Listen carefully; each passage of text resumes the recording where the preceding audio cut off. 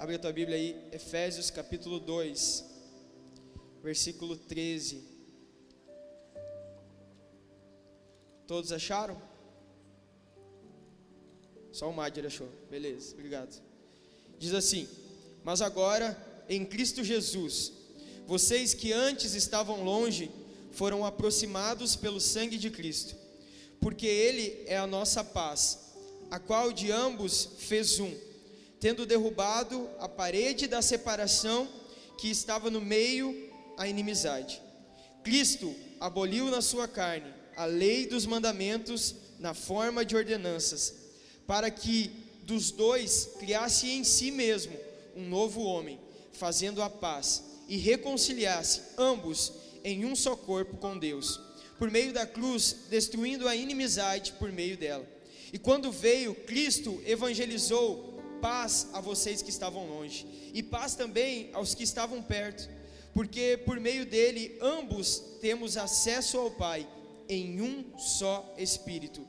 Assim, vocês não são mais estrangeiros e peregrinos, mas concidadãos dos santos e membros da família de Deus, edificados sobre o fundamento dos apóstolos e profetas, sendo ele mesmo Cristo Jesus a pedra angular. Nele todo o edifício bem ajustado cresce para ser um santuário dedicado ao Senhor. Nele também vocês estão sendo edificados em conjunto para ser morada de Deus no Espírito. Amém? É uma leitura um pouco mais longa, mas é intencional.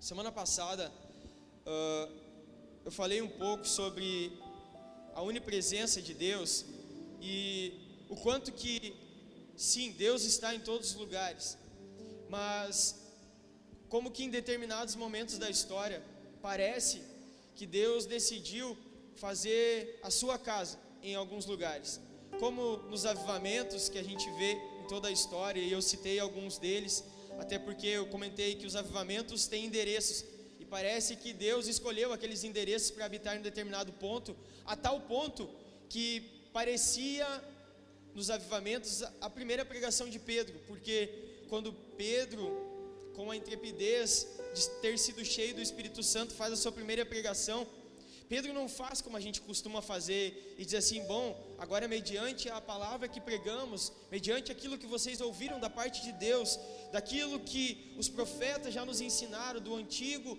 até o ponto de os evangelhos quando Jesus vem, mediante a tudo isso que vocês ouviram, a exposição da palavra, quem quer aceitar Jesus, vem aqui na frente, nós vamos fazer uma oração por você. A primeira pregação não precisou ser feito isso. A primeira pregação, a Bíblia diz que diante daquela palavra de Pedro, aqueles que estavam ali disseram para ele: e agora, mediante a tudo que ouvimos, o que faremos? E aí Pedro então faz o convite para eles, porque quando a presença de Deus recai sobre a humanidade, quando o Espírito Santo traz à luz o pecado, a justiça e o juízo, não é por quão eloquente alguém é, por quão bonito fala, o quanto de estudo tem, o quanto de teologia foi mergulhado, mas sim o quanto que nessa pessoa, a presença de Deus, aquela pessoa consegue carregar. Eu falei da vida de William Seymour, que tinha um temor tão gigante, ao ponto de subir no altar e colocar uma caixa na sua cabeça, e só pregar depois que ele tivesse certeza que o Espírito Santo estava naquele ambiente e usaria ele para falar a palavra. E o quanto que com o passar do tempo, a nossa religiosidade, o nosso costume de estar na igreja, muitas vezes tira o nosso temor ou desejo verdadeiro por aquilo que mais importa, que é a presença de Deus. Eu falei sobre o quanto muitas vezes algo pode estar funcionando, mas Deus estar do lado de fora, como aconteceu quando o povo indagou Moisés de que precisava água, estava com sede, Moisés fere, como Deus mandou ele ferir a rocha, a água sai, o povo é saciado. Mas na segunda vez que ele chega na presença de Deus, Deus mandou que ele falasse para a rocha, mas mais uma vez ele fere, e parecia que estava tudo bem, porque o povo mais uma vez foi saciado da sua sede, mas na verdade o coração dele já não estava no centro da vontade de Deus. E o quanto muitas vezes na nossa religiosidade, nós achamos que está tudo bem, por as coisas estarem acontecendo, mas quem sabe se nós já estamos com os ouvidos tapados, e só quem já ficou surdo sabe o que é horrível, quando a gente está com o ouvido tapado. Parece que está tudo tão distante, tudo tão longe, e por mais que você faça força, você não escuta. E trazendo para o nosso meio espiritual, é quando o nosso coração se distancia do centro da vontade de Deus. Quando o nosso coração se distancia daquilo que realmente faz sentido, que é a presença de Deus. Porque não pense você que Deus te chamou para ser o pastor, evangelista, o pregador, o músico, para carregarmos status, para ganharmos aplausos. O Senhor chamou a todos nós para um lugar, que é a sua presença. E esse é o lugar que tem mais valor. E esse é o lugar que Ele realmente, com verdade, se revela, porque é quando estamos literalmente pelados em sua presença, onde não há como esconder. Eu sempre falo que quer ter intimidade, a gente aconselha os casais. Todo curso de casais, de namorados e noivos, a gente aconselha: vocês já têm o costume de orar junto?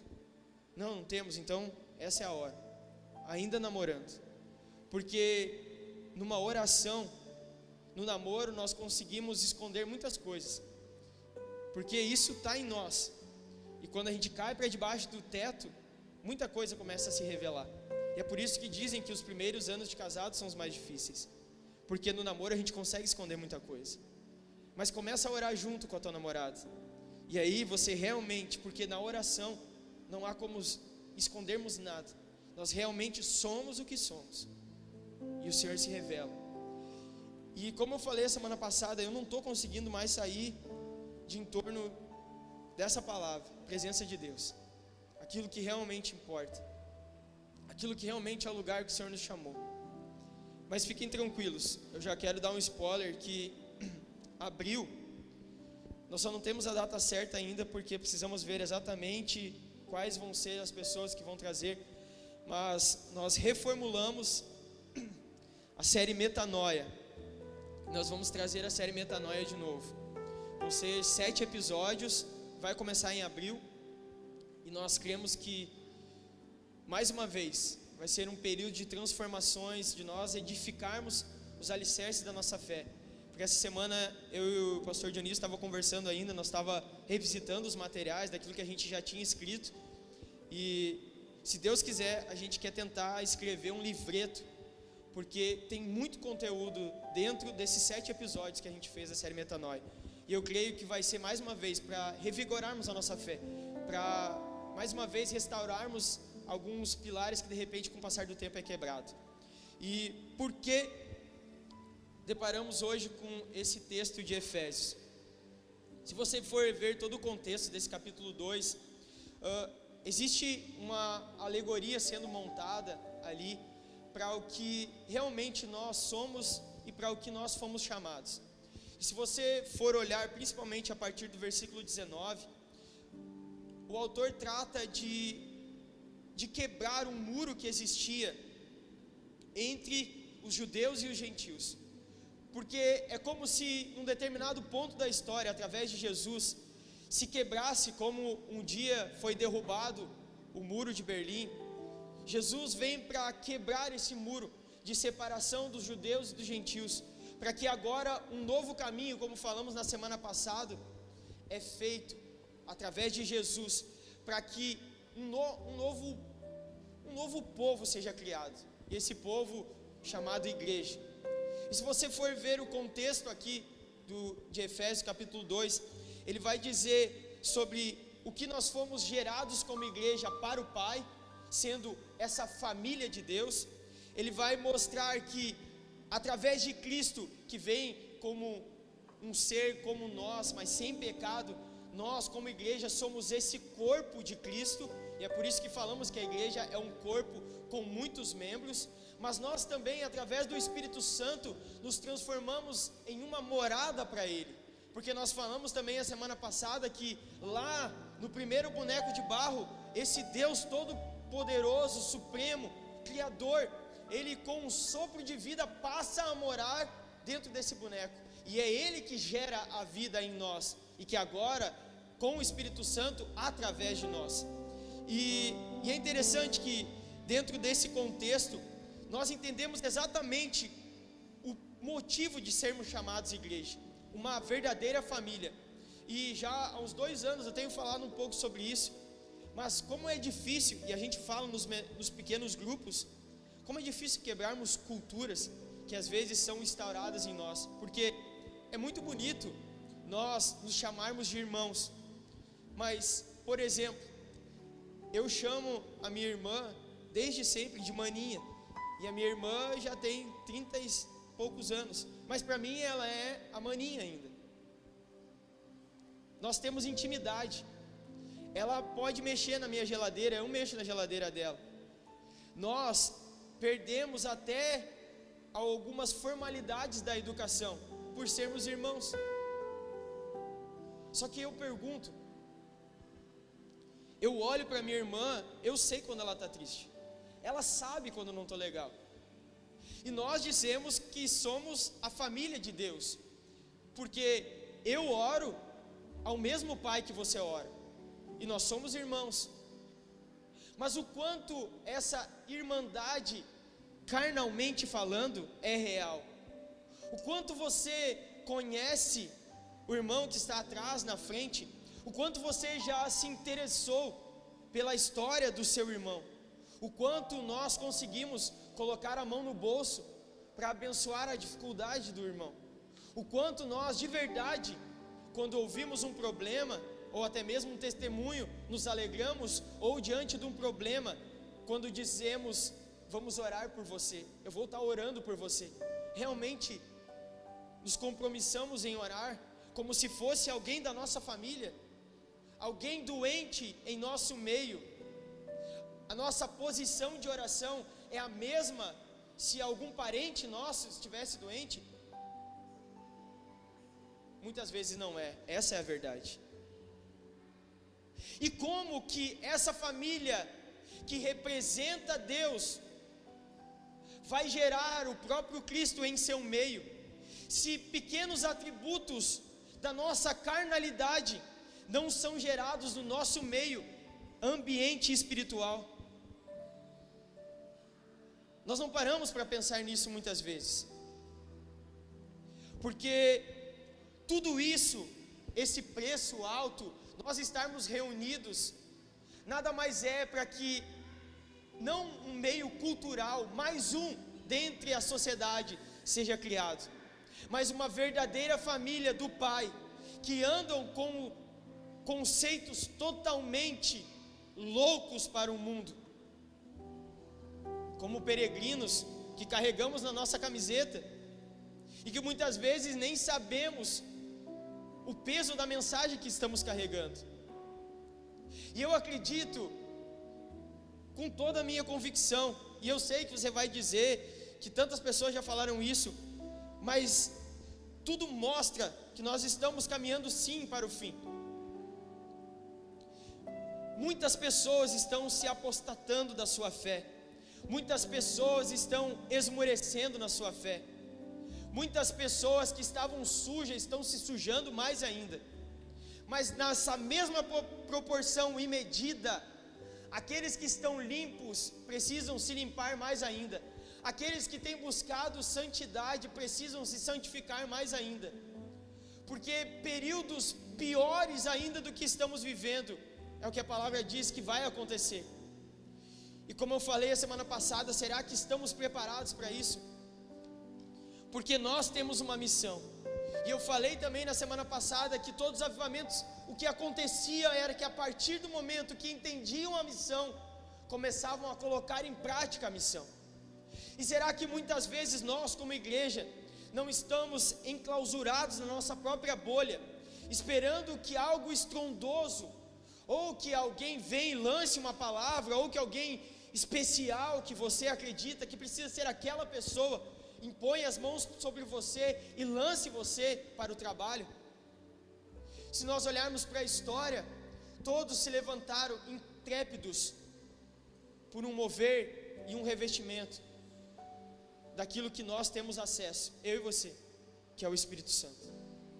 Já desde daquele encontro em Pentecostes que foi preparado, desde sempre os avivalistas e todos que foram cheios, foi por causa da presença do Espírito Santo, da qual nós temos acesso, mas negligenciamos, porque na real não estamos tão preocupados com esse lugar da presença, porque nos deixamos envolver com todas as outras coisas, e às vezes parece que é tão chato bater na mesma tecla, mas enquanto não estivermos produzindo os frutos verdadeiros, eu acredito que essa é a mensagem que o Senhor carrega sobre mim, e eu tenho um peso de tirar isso dos meus ombros, porque nós precisamos, mais do que nunca nesse tempo, nos levantarmos como igreja.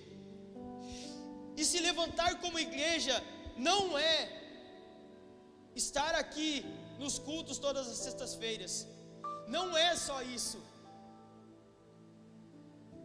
é muito mais, é uma vida de integridade com Ele, onde os maiores acontecimentos vão acontecer no seu particular, no seu secreto, onde não há aplausos, onde não há um vídeo para filmar e gravar para você ver depois, são experiências. As maiores experiências, muitas vezes da nossa vida, não conseguimos registrar em foto, tanto que muitas pessoas que tentaram registrar as experiências por causa de uma selfie morreram. É verdade. Só que tem um grande problema por trás de tudo isso. E nós conversávamos um pouco que antes do culto, eu e o Maurício, porque tem um texto que alguns já estão carecas de ouvir eu falar, mas mais uma vez eu vou falar, e eu queria que você abrisse para a gente ler junto, e que de repente você já sabe de cor, glória a Deus se você sabe, mas é Apocalipse capítulo 3, versículo 17.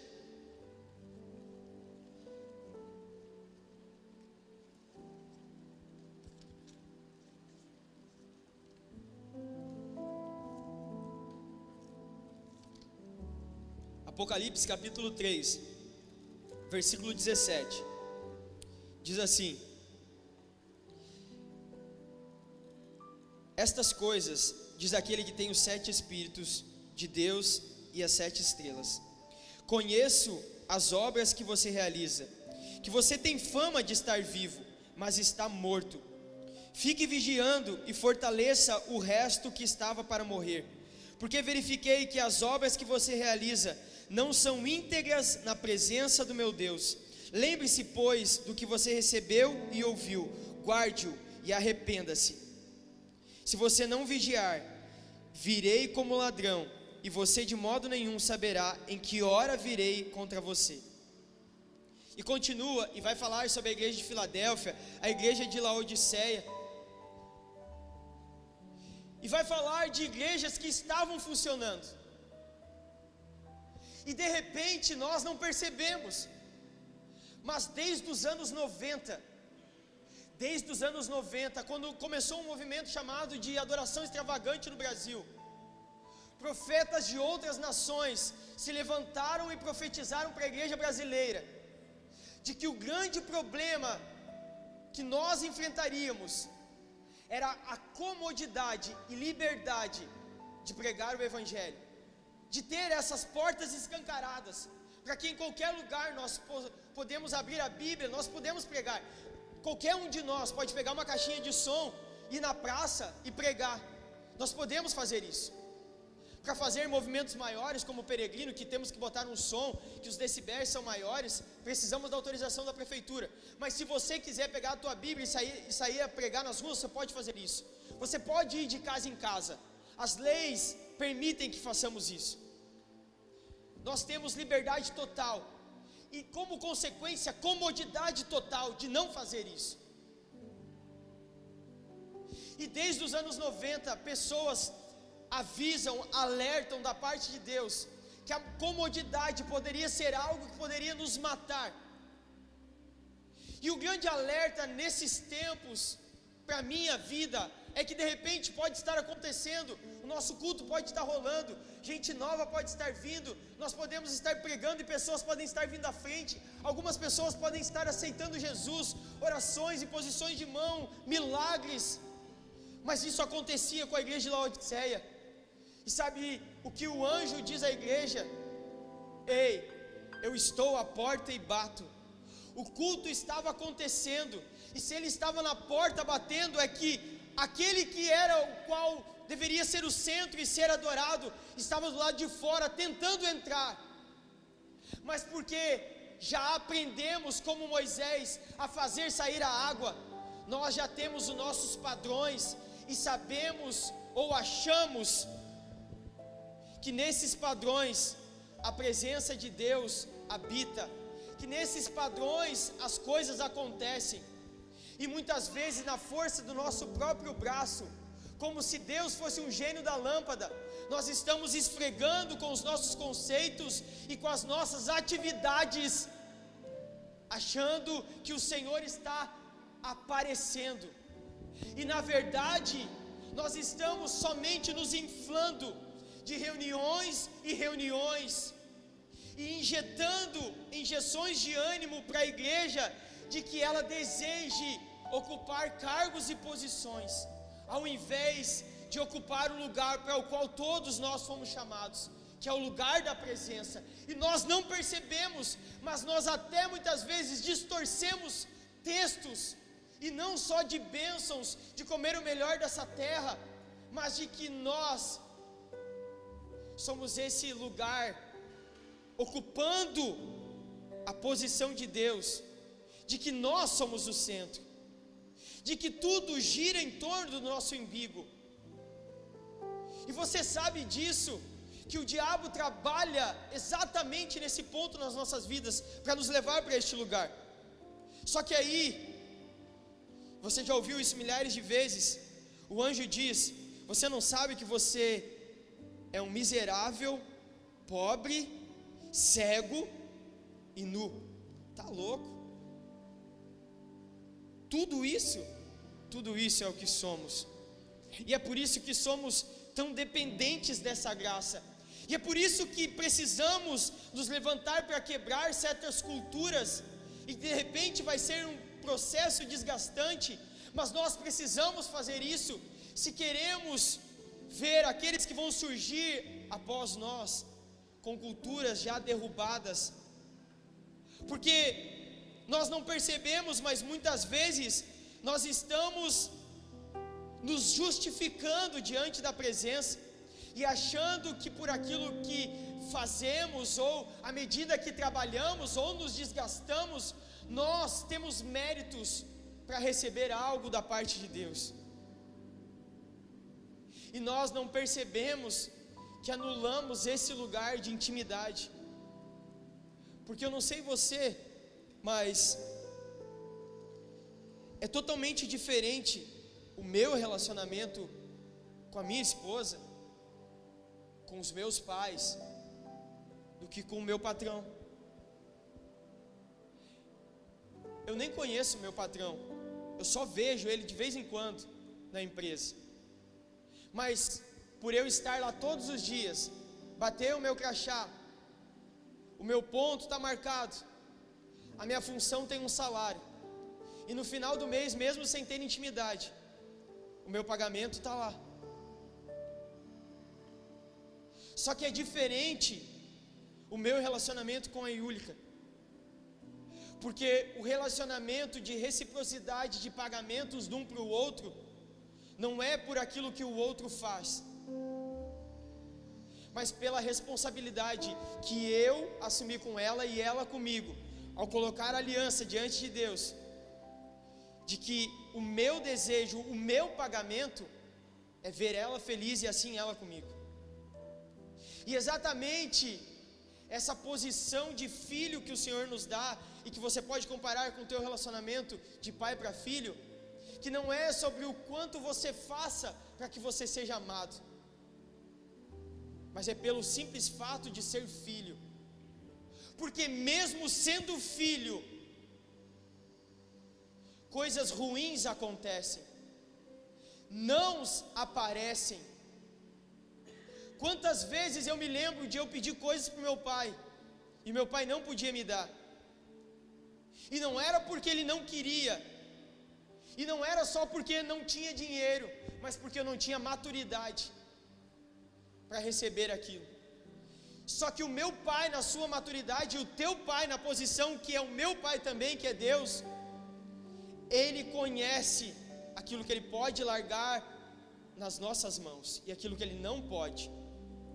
E isso não muda quem ele é, e isso não muda quem você é, filho. Não pode mudar. E você vai ver que tanto no meio da igreja, quanto na sociedade, quanto quando Jesus trilhou aqui, quando você for pregar o evangelho para alguém em um determinado lugar, quando você for lançar teu testemunho, sempre você vai encontrar dois tipos de pessoas. Sempre. Tanto que quando Jesus estava instruindo os discípulos, ele disse: vai chegar lugares que vocês vão pregar. Eu estou parafraseando, não é exatamente assim, com essas palavras que o texto diz, mas ele diz que vocês simplesmente vão pregar, não vão ser ouvidos. Chacoalhem a poeira, deem as costas e prossigam. Sempre haverá dois tipos de pessoas em todo tipo de ambiente que você andar. E aí, se você ir comigo, eu quero ler esse texto também, Isaías 55, no versículo 1, diz assim: ah, todos vocês que têm sede, venham às águas, e vocês que não têm dinheiro, venham, comprem e comam. Sim, venham e comprem, sem dinheiro e sem preço, vinho e leite. E se você for ver, mesmo aquilo que quando o anjo diz para a igreja de Laodiceia, é a mesma coisa que Isaías está falando aqui. Você é pobre, cego e nu, porém, ele diz: aconselho que você compre de mim ouro refinado pelo fogo, para que você seja de fato rico. Que ouro refinado é esse pelo fogo? Que fome é essa? Qual é esse alimento? O que é esse pão vivo que desce do céu? O que é esse lugar que Isaías diz: venham com sede e com fome, porque ele pode saciar? É a sua presença, é a presença de Deus que sacia. Porque o grande lance da humanidade desde todos os tempos sempre foi, e você sabe disso, é se questionando. E quem aqui nunca se questionou? Quem nunca se questionou? O que eu estou fazendo aqui? Ou de repente num determinado emprego, ou estudando, por que eu estou aqui? Ou numa circunstância, ou boa ou adversa. Por que isso? Os porquês da vida. Quanto nós perguntamos isso, quanto nos questionamos. Sempre foram as perguntas, sempre foi aquilo que os filósofos desenvolveram suas filosofias, o sentido da vida.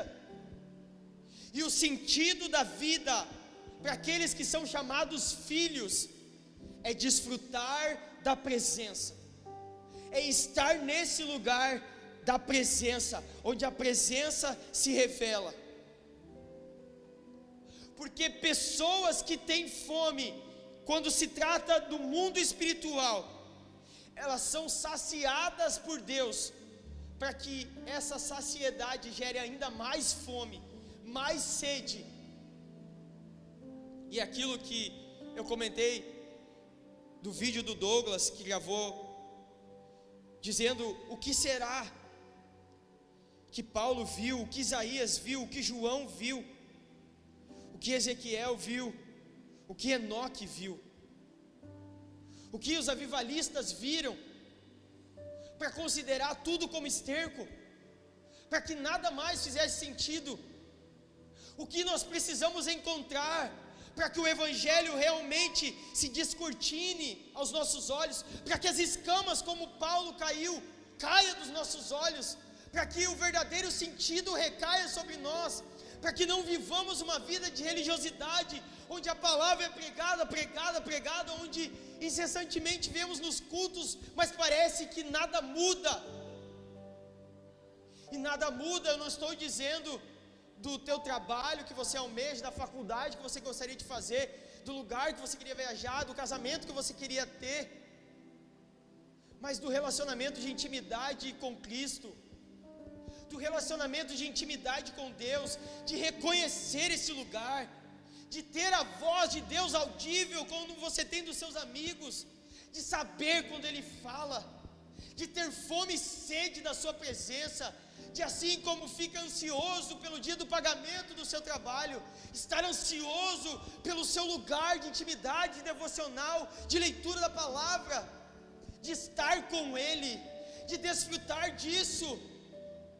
Parece que isso não faz mais sentido no nosso meio, porque parece que o que faz sentido é se pregarmos que o Senhor vai te dar, que o Senhor vai fazer, mas tem muita gente que o Senhor não está fazendo nada, mas que as pessoas estão totalmente completas e felizes, porque encontraram o lugar de ser cheio da presença de Deus, porque encontraram aquilo que realmente faz sentido, porque estão desesperados pela eternidade, porque estão desesperados pela volta de Cristo, porque estão desesperados para ver o que João, o que Isaías viram. Mas qual é o desespero da nossa alma de verdade? Eu estou pregando para mim. Qual é o real desespero da nossa vida? Será que muitas vezes nós não só estamos perdendo tempo? Qual a diferença do nosso clube igreja para um clube de moto, para um time de futebol, para um clube de dança, para um CTG? Qual é a diferença? A diferença é que nós, como igreja, precisamos carregar a presença manifesta do Espírito Santo em nossas vidas. A diferença é o que nos move. Eles é uma causa, grupos, sociedades, são algumas causas, ou algumas características, ou alguns gostos. Nós vivemos por meio de ser chamado uma família de um mesmo Pai, portanto prontos para uma causa, dispostos a morrer. E não precisa me responder, mas se alguém chegasse hoje aqui e entrasse na igreja e colocasse uma arma na sua cabeça e dissesse: ou nega Jesus, ou eu vou descarregar essa arma na tua cabeça, qual seria a tua resposta? Qual seria a minha resposta? O quanto que nós não transformamos a igreja simplesmente num clube, de nos encontrarmos, porque tem algumas pessoas que eu gosto de conviver, mas a real fome do pão da vida já não é mais latente em nossos corações. E ele continua trazendo para as igrejas, que ele diz para outra igreja, o anjo diz: eu tenho porém contra ti que abandonaste o teu primeiro amor. E não se trata de serviço, gente, entenda isso. Muitas vezes pregamos que você abandonou o teu primeiro amor porque você não tem mais desejo de fazer as coisas que você fazia, de estar na igreja. Não é além disso, é mais do que isso. É o desejo de comer a palavra, de estar na sua presença, de orar, porque não está tudo bem se não tem mais desejo de orar. Não está tudo bem se você não consegue fazer teu devocional. Não está tudo bem se você nunca jejuou em todo o seu tempo de fé. Não está tudo bem. Não está. Nós precisamos nos posicionar. Nós somos filhos. Filhos tomam posições de filhos. E o maior desejo de um filho é estar na presença de um pai. E você vê isso naqueles que não têm mais os seus pais. Pergunta para qualquer pessoa que já perdeu os seus pais. Eu daria tudo para estar mais um dia com meu pai. O meu pai de vez em quando fala, ele perdeu o pai dele faz pouco tempo, de vez em quando ele fala: saudade do meu velho pai. E várias vezes eu estava sentado com meu pai e com meu avô, e o meu avô já não escutava mais. Então todas as vezes que meu pai sentava e o meu avô sentava, eu sentava junto, várias vezes sentei, o meu avô contava as mesmas histórias. Nós já sabíamos de cor. Meu pai ouvia tudo, porque mesmo que tu dissesse, sim, essa aí eu já sei, ele não escutava.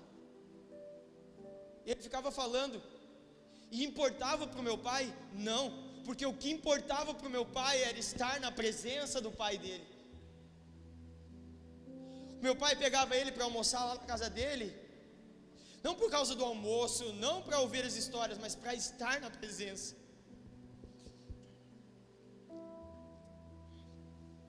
E será que a gente tem desejo de estar na presença de Deus, sabe? Porque me parece muitas vezes que Deus se transformou só num gênio da lâmpada. Ah, Deus, eu preciso de um emprego, tá tudo bem, orar e pedir um emprego, tá tudo bem, gente, tá tudo bem. Ele é pai, nós somos a família, somos filhos, tá tudo bem a gente pedir coisas do pai, mas não tá tudo bem se a gente só pede coisas, não tá tudo bem se a gente não desfruta dessa presença, não tá tudo bem se a gente não tem desejo de sentar para ouvi-lo, porque se ele é um pai, ele fala também, mas os nossos ouvidos estão tão tapados para as nossas próprias vontades, que não há desejo em ouvi-lo. Com certeza ele não vai falar.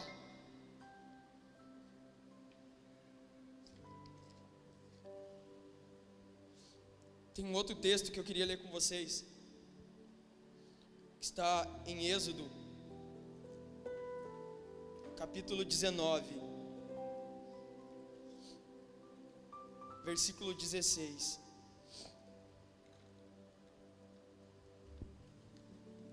Olha o que é a presença de Deus. Ao amanhecer do terceiro dia, houve trovões e relâmpagos. Uma espessa nuvem cobriu o monte e ouviu-se um forte som de trombeta, de maneira que todo o povo que estava no arraial tremeu de medo. E Moisés levou o povo para fora do arraial ao encontro de Deus, e puseram-se ao pé do monte, e todo o monte Sinai fumegava, porque o Senhor havia descido sobre ele. O Sinai fumegava quando a presença de Deus estava ali.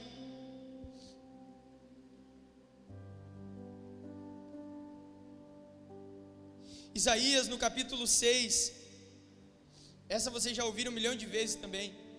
No ano da morte do rei Uzias, eu vi o Senhor assentado sobre um alto e sublime trono, e as abas de suas vestes enchiam o templo. Serafins estavam por cima dele, cada um tinha 6 asas, com 2 cobriu o rosto, com 2 cobriu os pés, e com 2 voavam, e clamavam uns para os outros, dizendo: Santo, Santo, Santo é o Senhor, Deus Todo-Poderoso, o Senhor dos exércitos. Apocalipse 1:17 diz assim: ao vê-lo, caí aos seus pés como morto, porém ele pôs sobre mim a mão direita, dizendo: não tenha medo, eu sou o primeiro e o último, e aquele que vive. Estive morto, mas eis que estou vivo pelos séculos dos séculos, e tenho as chaves da morte e do inferno. Esse é o nosso Deus. Esse é o nosso Deus. E Ele não mudou. A palavra diz que nele não há sombra de variação. Diz que Ele não é homem, nem filho do homem para que possa mentir. Aqui está o manual para encontrar a sua presença. E o quanto desejamos.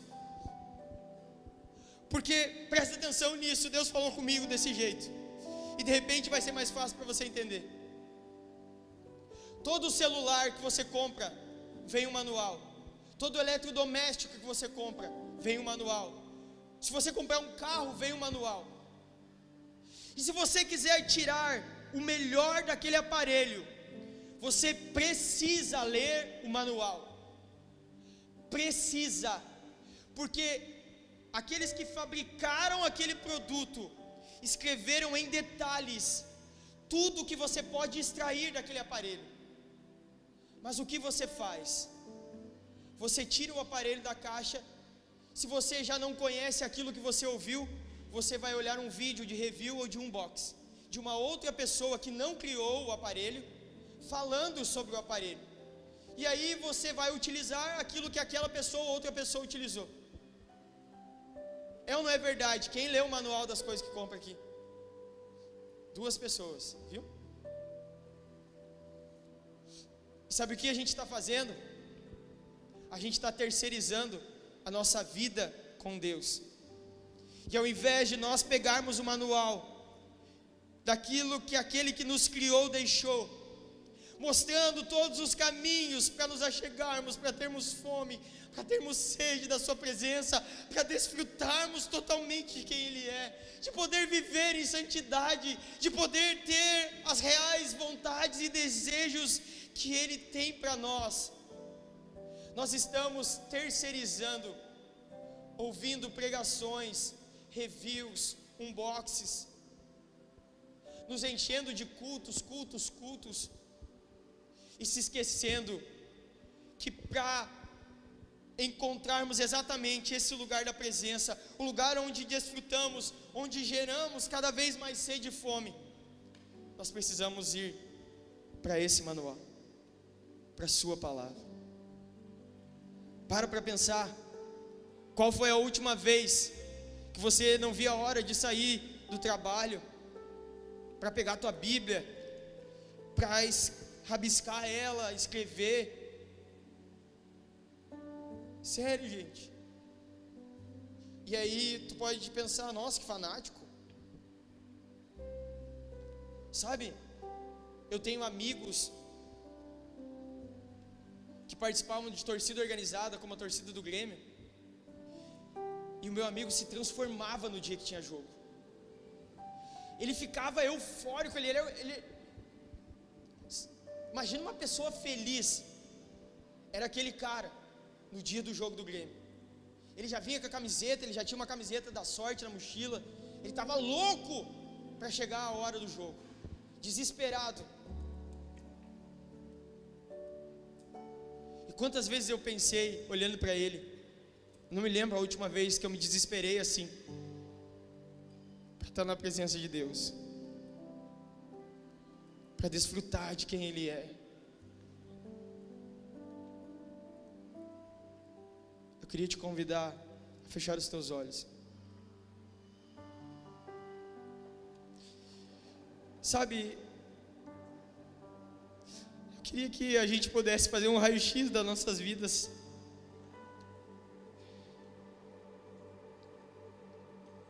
Porque a palavra diz que aquele que se arrepende e deixa é alcançado pelo Senhor. Mas será que existe de verdade, sabe, um arrependimento em nós por não estar na presença, por não desfrutar inteiramente de quem Ele é? Será que nós não estamos satisfeitos em viver uma vida cristã medíocre? Será que nós não nos acostumamos e somos só mais meros religiosos, acostumados com aquilo que já recebemos?